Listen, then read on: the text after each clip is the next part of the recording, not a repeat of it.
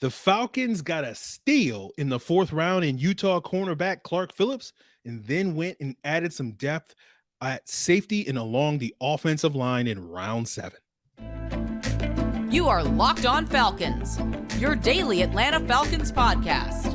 Part of the Locked On Podcast Network, your team every day.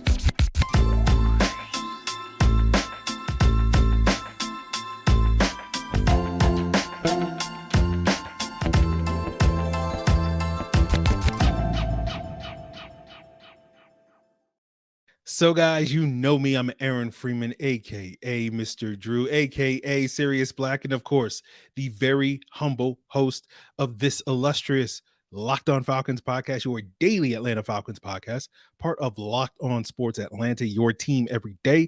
And today's episode is once again brought to you by Ultimate Football GM. If you've ever dreamed of becoming an NFL GM and running your own football franchise, this is the game for you. All you got to do to download the game is visit ultimate-gm.com or look it up in the app stores, and our listeners get a 100% free boost to their franchise when they use the promo code Locked On in all caps in the game store. And guys, I want to thank everyone, all my everydayers out there across the world, and shout out again, as I have done all 3 days of this weekend, to all of you overseas fans that are staying up late to 6 o'clock in the morning, whatever the time is over there in your completely different time zone, to watch the draft and then checking out this podcast, this illustrious podcast, as your first listen each and every day. And do what those are the true diehards, right? So make sure you do what they do and subscribe or follow for free on YouTube or wherever you listen to your podcast. So we're going to talk about day 3 of the Falcons 2023 draft class, where they had 3 picks. We'll break those down, and then at the end of the show, we'll talk about the 2 big lessons, I think, that are worthwhile from this draft class that are really going to stick with me, into the future. So when we go through this process a year from now, next off season, we'll be like, okay, we learned some lessons from last summer. We'll apply them, and maybe that will help us, figure out, what their off season strategy and those various things. So we will be able to learn these lessons and apply them forward. But let's start off talking about the 4th round pick in Utah cornerback Clark Phillips. There was some thought going into day 3 they might try to move back in round 4 so they could pick up another asset. They did not do that. They stuck and picked with 113. They had given up 110 earlier in the move up to get Matt Bergeron.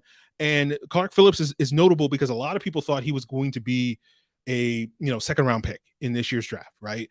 Like on the consensus board that I constructed, looking at 21 different draft boards, he was 64th on that consensus board. The Falcons got him at 113. So they got him 50 spots after what most people sort of rated him from a talent standpoint as a late 2nd round sort of player, early 3rd round sort of guy. So, I think part of the reason why he fell is probably due to the size, 5'9", 185 pounds, short arms, sub 30-inch arms. So fourth percentile arm length for the cornerback position. But despite not necessarily having the ideal, size and frame for that position, he was a very effective player at Utah. Playmaker, 9 interceptions, 30 pass defense, 4 pick sixes in his career. The fact that he had 30 passes defended in 31 career games at Utah across 3 years, to me, is very impressive. Like, I've never heard of a cornerback basically averaging a pass breakup every single game, right? And you look at the PFF grades that he put out this past year, he was the 4th highest graded player in man coverage, at least among the draft eligible players in this cornerback class, even if Utah wasn't necessarily a man heavy scheme. But when you look at all the corners in the country, not just the guys that were draft eligible, he graded out as a 98th percentile man coverage corner this past year. So even though he didn't play a ton of man coverage, he was very effective when he played man coverage. But they played a lot of zone coverage at Utah, and he was very effective in that regard. He had the highest percentage of, or the highest number of forced incompletions in 2021 in zone coverage, and those forced incompletions, according to PFF, are pass breakups, interceptions, or tight coverage that prevent a catch there. So certainly a guy that can make plays in zone coverage. Now, the only real knock on him is the size concerns, and there are some concerns about his ability in run support. He does miss some tackles, so he's a feisty physical player. but he's more looking to hit guys and necessarily wrap up. So that's going to be something that he's going to have to continue to work on. But, there's a couple of blurbs in Dane Brugler's draft guide, The Beast, in his breakdown of Clark Phillips that stood out to me reading over that. Brugler wrote, coaches say that he has an insatiable appetite for film work and preparation. Other tidbits in that scouting report were he had good instincts. He carries himself with supreme confidence, was the quote. And if you go and watch his highlight reel on YouTube or elsewhere, you're going to see lots of instances where he's breaking on the ball. Like basically if a quarterback is staring down a read or throws late, he's breaking on that ball. He's going to read that with his eyes, break on that ball and take it to the house. Right. And one of the things watching him a little bit this year at the end of the season was I watched him against USC. They played USC twice. The first game, Jordan Addison got the better of him a couple of times in that game. And then in the second game, Clark Phillips was like, no, I'm locking this dude down. And I think that speaks to what we're talking about, the film work and the prep. Basically, like, he learned from whatever issues he had in that first game, he locked it down in that second game. And that goes to so I'm definitely going to do a deeper dive on Clark Phillips's film, over the next couple of days and weeks. I do want to go back and watch him against Drake London, from a year ago. I want to watch him against Ohio State from a year ago as well as more games from this past year. And eventually I would like to be able to go and watch, if not all of his pass breakups, most of them, and also all of his interceptions to sort of see, if there's a, some interception production. And Arthur Smith talked about this, is like, is he in the right place at the right time? And I don't think that's the case with Clark Phillips. So I want to, confirm that via film. So to me, this is a player that I think can step in day one and start at the nickel, right? He's going to get a chance to compete there. In that competition overall at the cornerback position, it's going to be a very competitive group. It was something that both Fontenot and Arthur Smith noted, when they were asked after they selected Clark Phillips, and they were asked kind of sort of like how many guys do they have at corner, and we can look at the roster, and we can say, okay, AJ Terrell, Jeff Okudah, Mike Hughes are basically roster locks. D Alford is probably a very good bet to stick, but I think Hall, I think Phillips is also, a lock at this point. But, you got guys like Hall and Armstrong and Jamal Peters, they're going to be competing for roles. But I do think we could see, Clark Phillips emerge as that immediate starter at that nickel cornerback spot. But, we'll see if the Falcons keep, 6 or 7 corners. Like that was something that Terry Fontenot floated out. Like they might wind up keeping 7 corners if they feel like there's 7 guys worthy of keeping. So we'll just keep an eye on that. But it goes back to a conversation I had with a Falcon fan, a week or two ago. He was concerned about the cornerback position, right? Because, Hayward and Oliver moving on and turning the keys over to guys like Okudah to replace Hayward and Hughes and Alford to replace Oliver. And those guys are just not proven like Hayward and Oliver were. But I'm wondering if the same person, after the Clark Phillips selection, does feel a lot better about this cornerback room than they did maybe a week or two ago. And so I think the thing is this group is not proven, right? AJ Terrell's the only proven guy in this room. But I do think looking at the upside of several of these players, including Clark Phillips, I do think it's worthwhile for people to start drinking the Kool-Aid on this cornerback room, right? There's a lot of potential here with Okudah, with Hughes, with Alford, with Clark Phillips, right? And this time a year ago, we were hyping up this cornerback room because it was like, oh, you got Hayward and you got Terrell and you got Oliver. This is the strength of the roster, right? The Falcons didn't have too many strengths last year, but this was like the strongest unit of proven players. And they didn't quite live up to that, in part due to injuries and various things, although we saw glimpses of it. But I think, if you want to, again, I'm not saying you have to, but if you feel compelled, maybe you want to hype up this unit as well, right? Again, only proven guy is AJ Terrell, but if you recognize the upside of Okudah, right, a high-end number 2 corner in terms of what I think he can be, Clark Phillips, again, I think he could be one of the better nickels in the league, right? And so, like, I think if you just focus on the potential rather than the uncertainty, right, the floor might be a little wobbly, but the ceiling is very high. And so, like, that's where I look at this cornerback room where, to me, I can choose to look, hey, the ceiling's, that's a pretty good ceiling, like rather than like, oh, the floor is wobbly, like I think it's just a matter of choice to what do you want to focus on. So I'll be doing a deeper dive on Clark Phillips's film. I'm looking forward to that. And I'm going to guess that, we'll have several guests on this podcast over the next couple of weeks talking about the Falcons draft class. And I'm going to guess that the vast majority of those people are going to say, when I ask them, like, who is your favorite pick in the Falcons draft class? And a lot of them, if not all of them, are going to say, I love the value of getting Clark Phillips in round 4. I think that's a steal for the Falcons. He's going to be,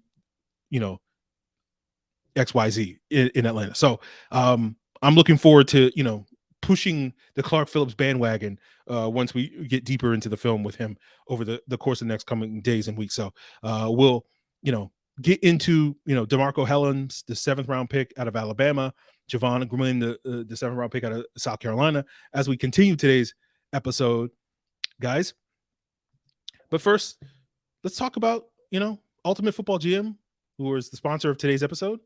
And it's a great mobile game, and it's great this time of year to flex your muscles, especially for those of you that, are not too keen on the Falcons draft class and you feel like, I could do better than Terry Fontenot, and go out there and prove it. Ultimate Football GM, you can control every strategic aspect of your team, hire coaches, make trades, draft players, free agency, all that and more. It's a very challenging and realistic game world. So, you will be tested. Your GM skills will absolutely be tested. So go and test them. And, to help you out, to give you a little bit of a boost, you can use the promo code Locked On. That gives you 100% free boost. It's promo code Locked On in all caps. Use it in Game Store. You'll get that boost.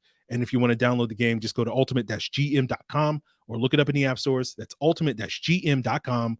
Ultimate Football GM. Start your dynasty today. So let's talk about the round 7 picks. And, my big takeaway from the round 7 picks is that it seems like they're here to replace the 2020 picks, right? Like the Falcons, are set up, let's say. We'll see if it, happens in reality. But they're set up to move on from 2020 picks like Matt Hennessy and Jalen Hawkins because they're in contract years.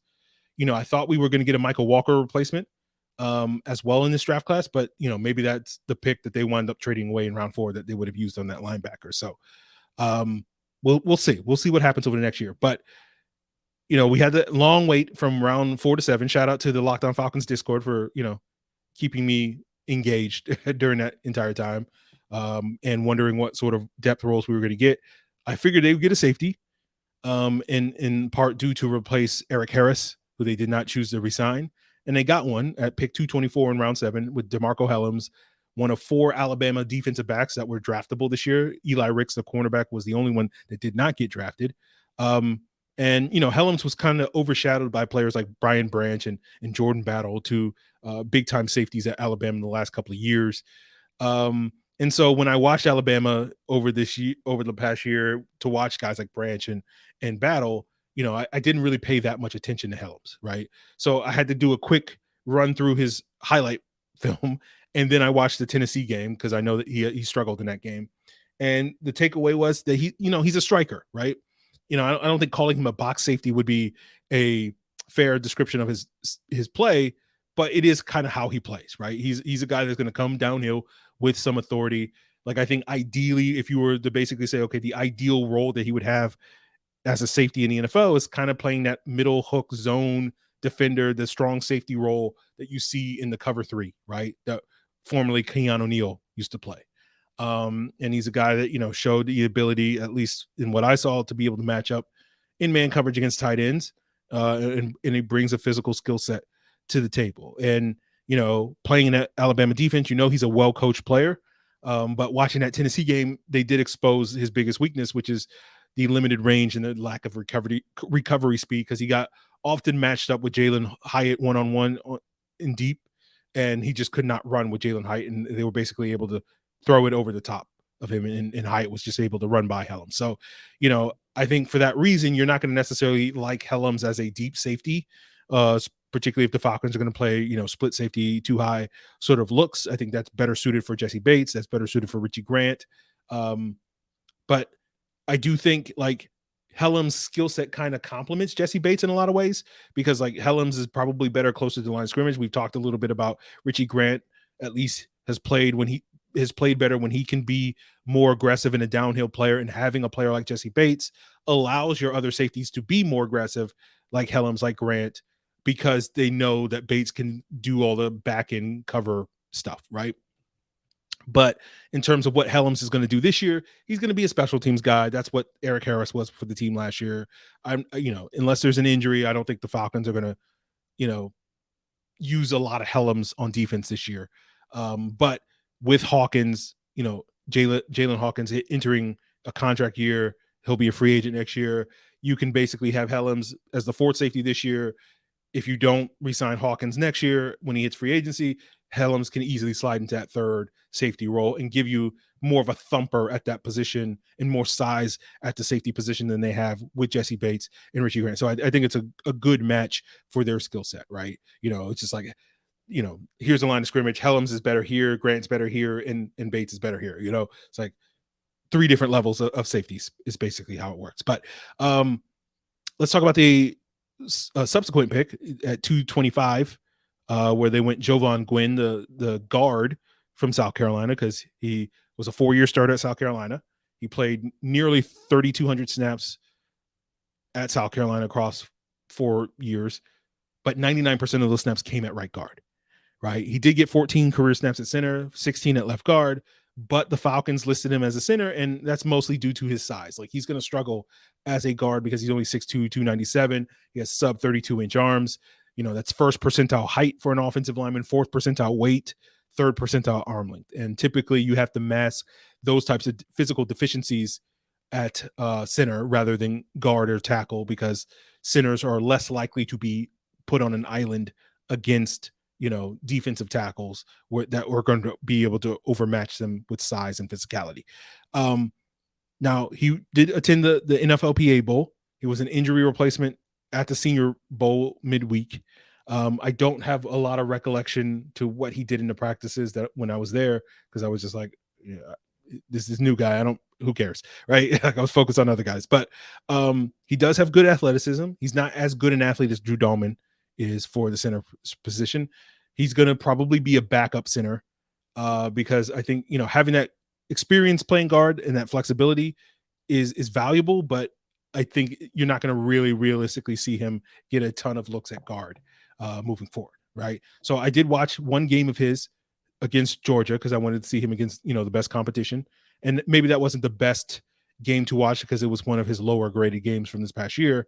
But basically, he reminded me a lot of Ryan Newsel, right? Ryan Newsel was a left guard at Appalachian State, similar size, limitations, like being the 6'2", 300-pound guy with very short arms that probably projects better as a center. I think Newsel's probably a little bit of a better athlete, but like, that's kind of what Gwyn is as a prospect to me. So I think you can pencil him in as a potential replacement for Matt Hennessy next year, right? Like, with the Falcons selecting Matthew Bergeron, assuming that he winds up winning the left guard position, that demotes Hennessy to the utility backup role, the guy that's going to be the top backup that can play both center and guard off the bench in the event of an injury. Gwyn, to me, is destined for that role, right? That's what I see Gwyn being long-term. I don't see him challenging, Drew Dahlman for a starting spot, not this year. Talk about that in a second, but I could see him, if Hennessy, isn't re-signed, Gwyn could be basically penciled in to replace him as that ready-made replacement to be that backup and that depth player behind Dahlman, in 2024 and beyond. But he's not going to challenge Dahlman for the starting center spot, right? Because, like, he doesn't have experience at center, right? Like, a guy that's played, 14 snaps in his career at center and probably a couple of practice snaps at the Senior Bowl or whatever is not a guy that is going to unseat a third-year Drew Dahlman. I know some of you guys have a very low opinion of Drew Dahlman, but it's not very realistic of an outcome, right? And in the event that Drew Dahlman gets hurt or struggles this summer, Matt Hennessy is going to be the starting center. So, similar to what we talked about last year with Justin Schaefer, I think of all the Falcons draft picks, Gwyn is going to have the hardest time to make the roster. So we'll see what type of camp he has, and we'll see sort of, what else the film says. Because again, the Georgia game is probably not the best representation of his work, of his best work. So we'll see if I come away a lot more optimistic about his ability to stick on the roster, after doing a deeper dive on the film. But right now, to me, he's very similar to Ryan Newsel, and I don't know if he's better than Ryan Nizzle. So we'll see how that works out. But we'll talk a little bit more about the overall takeaways from this draft class, as well as the two big lessons I have learned about this regime's draft process that will be very applicable for future conversations for future drafts. So we'll get into that as we wrap up today's Locked On Falcons. But guys, I know, it's been a long weekend, especially that time that you had to sit there. It was like 4 or 5 hours between picks and from rounds 4 to 7. And, you can get a little hangry. And I know some of you guys aren't thrilled with some of the Falcons draft picks. And I just think you got to get a little bit of more protein in your diet so that you're not as hangry. And of course, Built Bar is the optimum choice to do that. That's the protein bar that tastes like a candy, covered in 100% real chocolate. It's low in sugar, low in calories, high in protein, and they come in great flavors. And you can go check out built.com to find all the new limited time flavors and use the promo code LOCKEDON15. You'll get 15% off your order. But you can also head on over to Walmart or Sam's Club and check out the newest flavors of Built Bars. You can get a 4-bar box in the pharmacy section at Walmart. Grab cookies and cream, double chocolate. If you run in the Sam's Club, you can get a 13-bar box of brownie batter puff churro. Trust me, guys, you will thank me later. So let's wrap up today's episode talking about this overall draft class. But first, again, I want to give a shout out to my everydayers, all you guys that make it, your first listen each and every day. Always really appreciate you and sticking with me throughout this weekend. I hope I have lived up to your standards for, draft coverage here. But of course, always welcome to your feedback, ways that I can improve. Do I need to do less gloating when I get the pick right, next year? So let me know in the comments or elsewhere. But I think overall this was a solid draft class.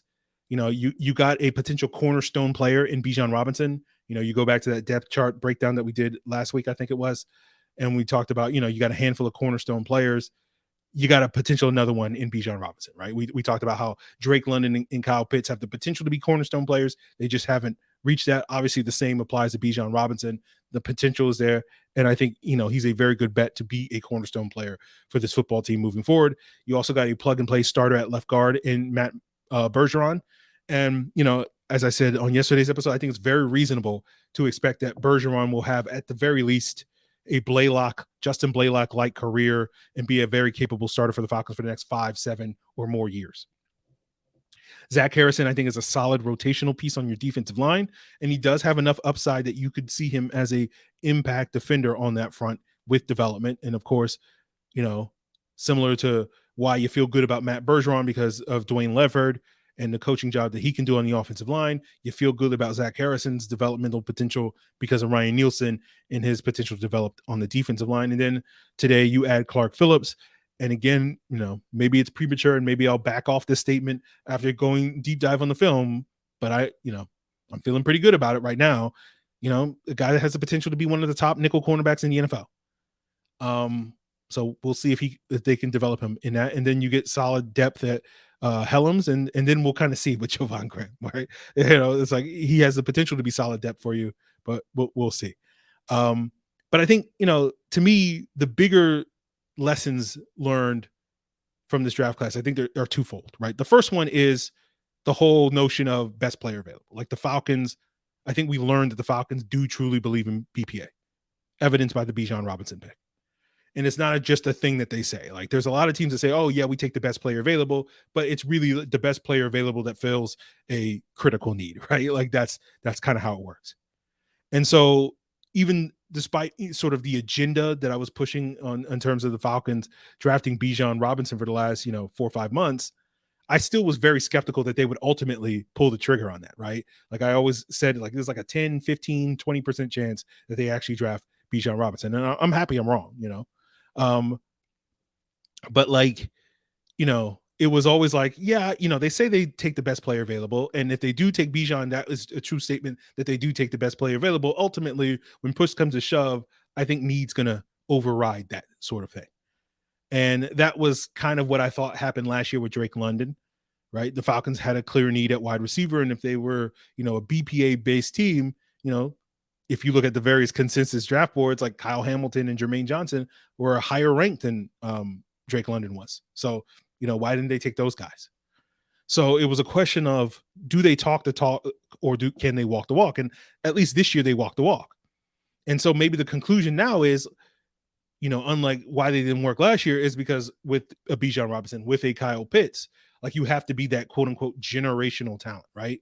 That people labeled Pitts as, that people labeled Bijan as. And no offense to Drake London, but no one was sitting here being like, this is one of the best X receivers that we've seen in years, right? They said that about Jamar Chase, but they weren't saying that about, Drake London or any of the receivers last year. So, that will be an important lesson that we may have to apply to future drafts, right? It's like, oh yeah, they'll go BPA if there's a truly generational talent, and then otherwise they might lean a little bit more towards need. So that will be something that we'll continue to work out. But certainly there is far more evidence that they truly do believe in BPA, best player available, with their draft picks early on at the very least.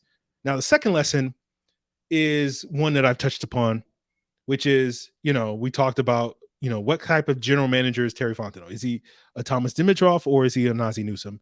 And I think we learned, at least with the Bergeron pick, he looks like more like an Ozzie Newsome. And for those of you that don't know what I'm referring to, I've often used Ozzie Newsome versus TD as a pick, compare and contrast. That Ozzie, I use an example of when Ozzie in 2012 used this top pick on Courtney Upshaw to be the, pass rusher opposite Terrell Suggs, and Upshaw didn't play well his rookie season. The Ravens didn't double down on, oh, well, we used a high pick on Upshaw, so we're just going to just keep developing him and he'll figure it out. They went out and signed Elvis Dumervil, an all-pro, the following offseason to be that guy. And Dumervil and Suggs went on to have a lot of success and production together for the next couple of years. Meanwhile, you compare that with Thomas Dimitroff, when they used their premium pick on their highest pick on Vic Beasley, that they continue to invest in Vic Beasley and believe that, okay, Vic Beasley's going to, and he did start his career very productively. So it's not as if it's not a black and white issue, right? There are reasons why the Falcons were willing to bet on Vic Beasley, but they just kept doubling down on Vic Beasley. Like after the 2017 season, okay, we'll stop dropping him in the coverage and we'll make him a true pass rusher and he'll bounce back. And he didn't bounce back. And then they were like, okay, then after that, we'll give him the 5th year option and we'll pay him $13 million and he'll have a bounce back and have a breakout year. And we'll wind up paying him big money. And he didn't have that. So they just kept doubling down, believing that we had already made the right pick and we just need to give it more time. It's, sunk cost fallacy, whatever you want to use. And so my concern with that, how that applies to this year's draft, was with the selection of Jalen Mayfield, that the Falcons used a premium pick, 3rd round pick 2 years ago on Jalen Mayfield to be their left guard. He was a disaster as a rookie. And the question was, were they going to double down on it? Were they, looking at the roster and having Hennessy penciled in the top, were they comfortable with Hennessy versus Mayfield versus Justin Schaefer, that all the investments that they already made at that left guard position, we just got to see them out? And then we saw them basically say, no, we're not going to see that out. We're willing to give up a player, a potential starting caliber player in the 4th round to make sure we solve this problem. And, that to me is really important moving forward when we talk about this regime and how they operate, because, to me, the thing about the biggest misconception when it comes to successfully running a franchise is not the best GMs always make the right pick perfect every single time, first time out. You get up to the plate and, knock it out of the park right away. Right. To me, what really separates the men from the boys at the general manager spot is less about evaluation and more about self-evaluation, understanding yourself, understanding how to fix your problems, right? Because anybody can evaluate. Me, you, anybody, right? That's not that difficult a skill. You can be taught how to evaluate talent, right? They do classes, right? You can take online courses to learn how to scout like an NFL scout. But the ability to diagnose problems, to look yourself in the mirror and say, hey, something's not right with me, I need to fix it, right? This is part of, going to therapy and that I preach on this podcast about, in the real world. But as it applies to football, there is no therapy for football, except for, the Saturday symposiums in the Locked On Falcons Discord. But, it's you're not going to get that many bites of the apple if you're an NFL GM or swings at the plate, right? And so your ability, You might whiff on your first swing, but you gotta get on base on your second swing. You got to get that hit. And this is not meant to be a, Thomas Dimitroff sucks as a general manager. No, he didn't. Right. But there were countless examples throughout the Dimitroff era where the team would whiff on the initial swing, whiff on the second swing, whiff on the third swing, like just countless whiffs and follow-up whiffs on their swings. Right. And one example I'd use is the right guard position that they let Harvey Dahl walk in 2011. Right. They chose to keep Justin Blaylock and let Harvey Dahl walk. And then they just figured, okay, well, we got Garrett Reynolds, we got Mike Johnson, and we'll figure it out. Didn't work. Okay, let's try Joe Hawley. Didn't work. Okay, let's try Peter Cons. Didn't work. All right, 2014 rolls around. Let's bring in John Asamoah. And John Asamoah looks like he solves the problem. Then he gets hurt. And then it's Chris Chester. And, Chris Chester's a stopgap that stops the bleeding for 2 years, but doesn't solve the problem. Then they're like, okay, well, we got Wes Schweitzer. He's going to solve the problem. He didn't solve the problem. Okay, Brandon Fusco, you're going to solve the problem. He didn't solve the problem. Jamon Brown, come on down. Solve the problem. He didn't solve the problem. And it wasn't until 2019, 8 years later, guys, after letting Harvey Dahl walk, that they finally solved the problem by drafting Chris Lindstrom in the first round. Right? It took them 8 years to find an adequate Harvey Dahl replacement outside of the one John Asamoah year. And that's not because Thomas Dimitroff was a terrible general manager, but he just had a hard time solving problems. And this goes back to the core reason why, if you rewind the clock on this podcast a year ago, like this is pre-therapy, but like I'm not singing positive vibes about this regime and the direction of this football team a year ago, last summer, heading into training camp, right? And a lot of that was due to, why I was hating on the team, because it goes back to, them running it back with the same starting five, where it's like, you're not even trying to, on the offensive line, you're not even trying to solve the problem. You're just kind of ignoring the problem and hoping it's going to go away by running it back with the same bad starting five. And then it kind of did go away. So it did work out. Shout out to, again, Dwayne Lefford, that man's stock is as high as it possibly can. I don't know if it can get any higher. We'll see. But, and so now we're in a space now, and it's like they're drafting Bergeron, again, assuming, we'll see, that he's going to solve that problem at that left guard position. And it is not going to take 8 years. Just took 2, right? And so that, to me, is the biggest signal. That's the biggest, brightest signal that I can say, hey, we might have a dude now at the general manager spot. We might have a guy, right? And it goes back to a listener question from a couple of weeks ago when someone asked me, like, after we paid Lindstrom, after we paid McGarry, does this now absolve Dimitroff and make him the greatest general manager in Falcons history? And I was like, of course he's the greatest general manager in Falcons history, right? Terry has to, has a team that has to make the playoffs at least 5 times before we can really say he's the greatest general manager in Falcons history. But let's just say he's on the path is basically what I'm sitting here telling you, right? And so, we got to see this team go out and win games before we can crown Terry. But this, to me, gives me a lot more hope and optimism for the future.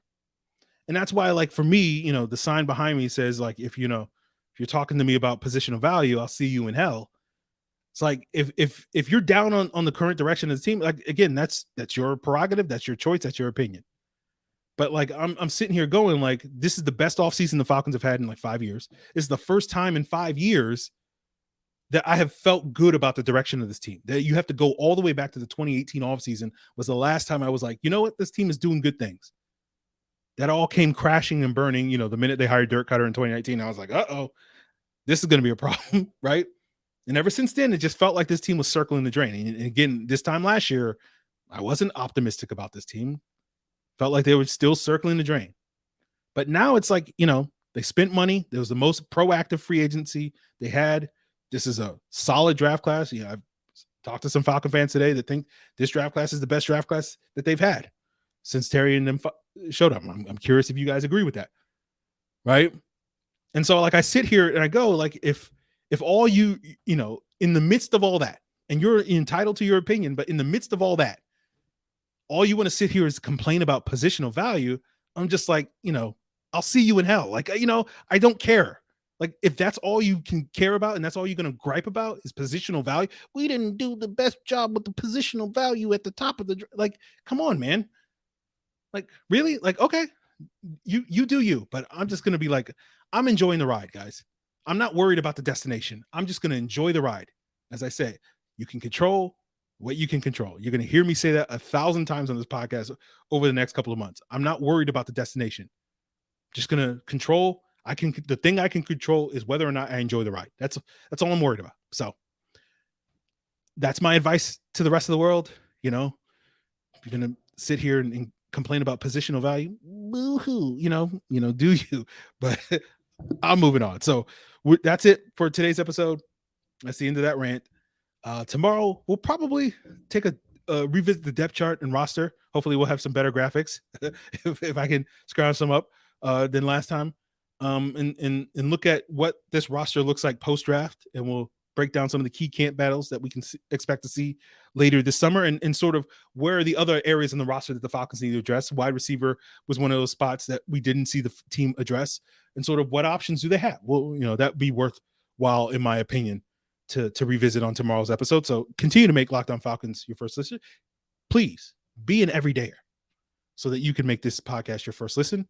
And of course, if you want to get more thoughts and insight into this Falcons draft class, of course, I'm sure the guys at Locked On NFL Scouting with the draft dudes, Kyle Krabs, Joe Marino, as well as the Locked On NFL draft guys, Keith Sanchez, Damian Parson, got you covered for not only the Falcons draft, but all 32 teams drafts, who they liked, who they didn't like, who was a reach, who was a steal, all that and more, all part of Locked On Podcast Network, your team every day.